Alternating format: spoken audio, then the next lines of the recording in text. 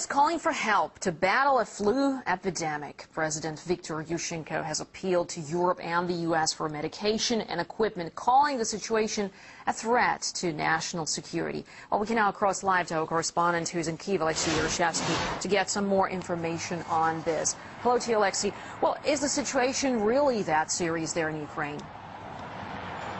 Well, yes, it is. It seems that it's getting more serious every day, mainly because the death toll is rapidly rising.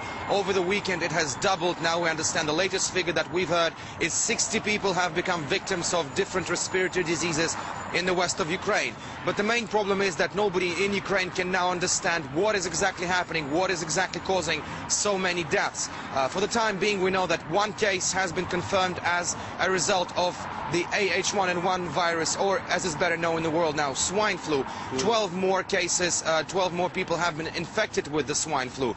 The rest, it is believed that they died from different respiratory diseases, from pneumonia to common flu and other diseases. And that's what's causing the biggest concern, because nobody can understand what is exactly happening and what is the reason for that.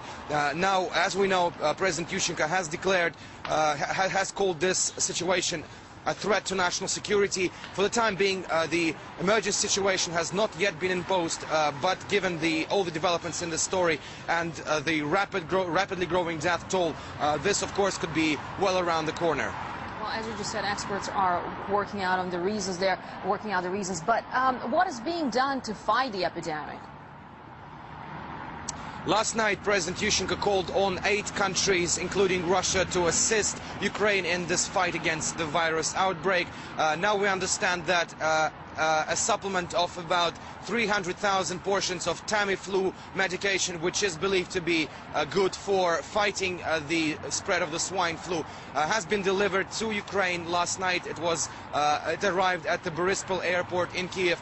According to Prime Minister Tymoshenko, this medication will be distributed around the country for free in all the hospitals and clinics, and will also be available for sale in drugstores for about $8 to $9 per one pack of Tamiflu medication.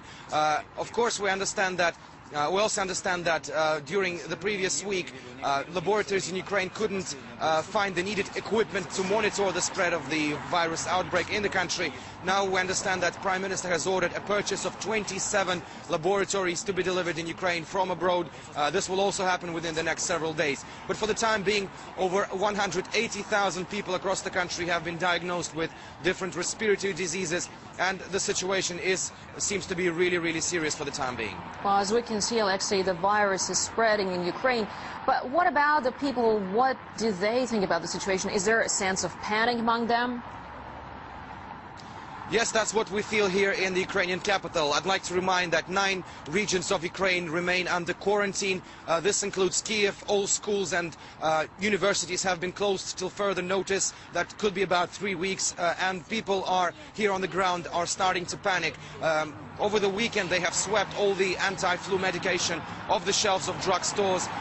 Respiratory masks, which also were available on Friday and Thursday, also cannot be found now in Kiev, even though every 3rd person in the streets of Kiev is wearing those masks. At the same time, people, as I mentioned, do not know what to expect of this outbreak. Some say that this is somehow connected to the ongoing presidential election campaign in Ukraine. As long as all mass activities have been cancelled in the country, this is of course a serious blow to the campaign and to politicians taking part in it. But of course all the authorities are saying that human lives come first, and now everyone is trying to deal with this disease as soon as possible. All right, Alexei Yershevsky, thanks very much indeed for bringing us the latest from the Ukrainian capital, Kiev, on the spread of flu there.